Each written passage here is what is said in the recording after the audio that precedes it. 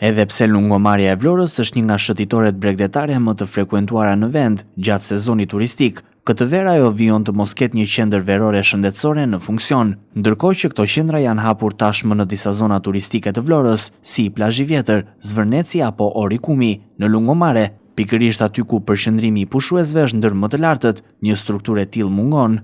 Kjo krijon vështirësi jo vetëm për turistët, por edhe për banorët të cilët frekuentojnë çdo ditë vijën bregdetare.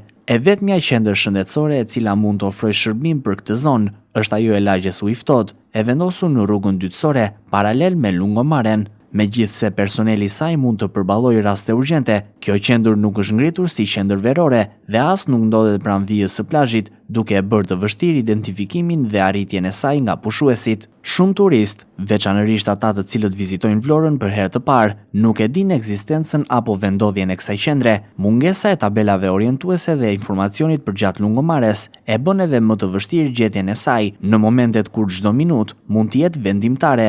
Në ditët me temperatura të larta, rastet e të fiktit, goditjet nga dielli, problemet kardiovaskulare, alergjit apo dëmtimet gjatë aktiviteteve në plazh janë të zakonshme.